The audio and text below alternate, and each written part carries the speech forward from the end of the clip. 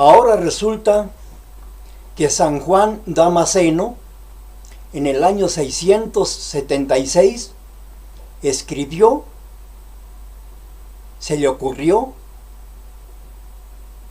una historia fantástica de María,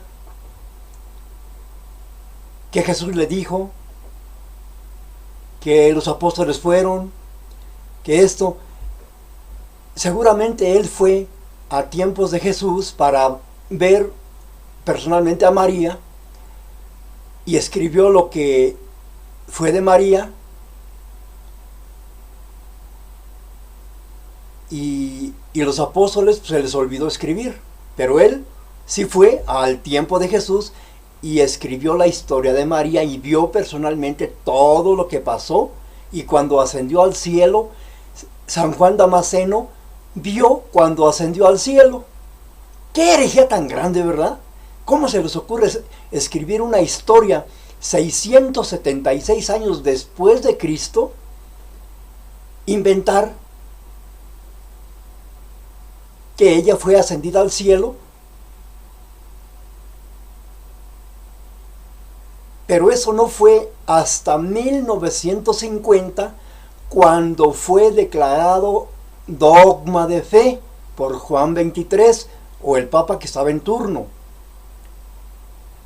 Al menos reconocen que es doctrina católica romana y no es doctrina apostólica ni doctrina evangélica, sino fue inventada por ellos mismos. Sabemos que es doctrina católica que fue asunta al cielo, pero su cuerpo fue llevado antes o después de morir. ¿Cómo fue su último día en la tierra? Muchos han tratado de reflexionar al respecto, y tal vez la voz más autorizada en este tema sea la de San Juan Damasceno, un gran santo y teólogo griego, presbítero y doctor de la Iglesia. Uno de los escritores más antiguos y más populares de la Iglesia es San Juan Damasceno. Este famoso autor describe así la muerte de Nuestra Señora. Así fue el último día de la Virgen María en la tierra antes de su asunción. La Madre de Dios no murió de enfermedad, porque ella, por no tener pecado original, no tenía que recibir el castigo de la enfermedad. Ella no murió de ancianidad, porque no tenía por qué envejecer, ya que a ella no le llegaba el castigo del pecado de los primeros padres, envejecer y acabarse por debilidad. Ella murió de amor. Era tanto el deseo de irse al cielo donde estaba su hijo, que este amor la hizo morir.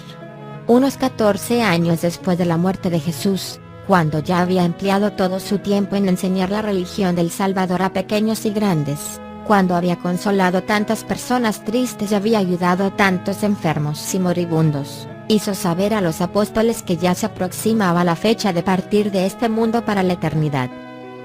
O sea, hizo saber a los apóstoles que ella iba a ser asunta al cielo, y se les olvidó a los apóstoles escribir una epístola al respecto. Se les olvidó, ¿verdad? No inventes, herejes, no le añadas a lo que Dios no dice en su palabra. Recuerda que el Señor dice, a ella aquel que le añada o le quite, de eso dará cuentas. Blasfemos, herejes, arrepiéntanse. Esperemos el video de Rafael Díaz donde diga, a mí me gusta la historia de Juan Nepomuceno, de ese. En el año 676 escribió la historia de María. Nada más falta que Rafael Díaz diga, esa historia me encanta, porque a él le encantan esas historias. Historias fascinantes, heréticas y blasfemas.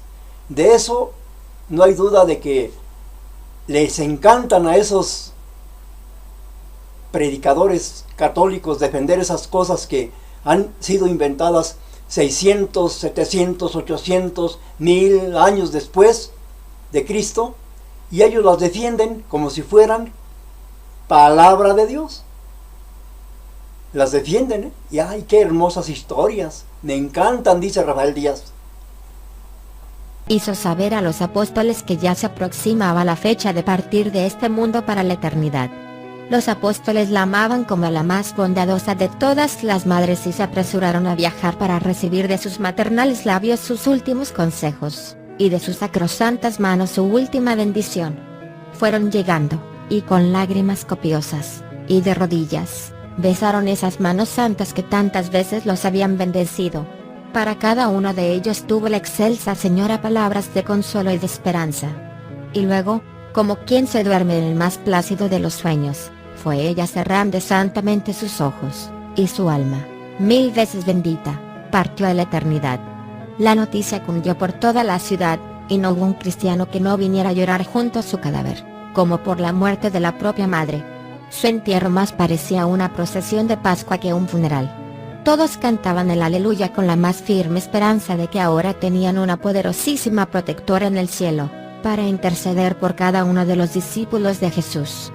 En el aire se sentían suavísimos aromas, y parecía escuchar cada uno, armonías de músicas muy suaves. Pero, Tomás apóstol, no había alcanzado a llegar a tiempo. Cuando arribó ya habían vuelto de sepultar a la Santísima Madre. Pedro, dijo Tomás, no me puedes negar el gran favor de poder ir a la tumba de mi madre amabilísima y darle un último beso a esas manos santas que tantas veces me bendijeron. Y Pedro aceptó. Se fueron todos hacia el santo sepulcro, y cuando ya estaban cerca empezaron a sentir de nuevo suavísimos aromas en el ambiente y armoniosas músicas en el aire. Abrieron el sepulcro y en vez del cadáver de la Virgen encontraron solamente una gran cantidad de flores muy hermosas. Jesucristo había venido, había resucitado a su Madre Santísima y la había llevado al cielo. O sea que este hereje vio a Jesús cuando vino por María y se la llevó al cielo. ¿Hasta dónde llega el engaño de este, según teólogo, engañador, blasfemo? Si hubiera sido así, estuviera en algún lado de la escritura de los evangelios, ¿no cree usted? O los apóstoles habían escrito algo al respecto.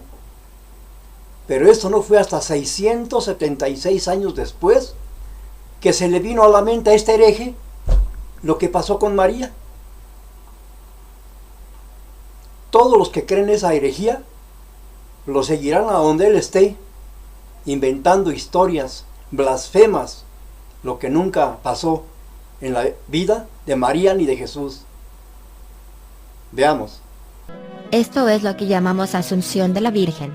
¿Y quién de nosotros, si tuviera los poderes del Hijo de Dios, no hubiera hecho lo mismo con su propia madre? Palabras de San Juan Damasceno 675 después de Cristo, teólogo griego, presbítero y doctor de la Iglesia, fiesta 4 de diciembre. ¿Pero quién es San Juan Damasceno? Llamado Damasceno por ser de Damasco, capital de Siria. Defendió la práctica de la veneración de imágenes contra los iconoclastas, llamado orador de oro por su elocuencia. Gran poeta de la Iglesia del Este.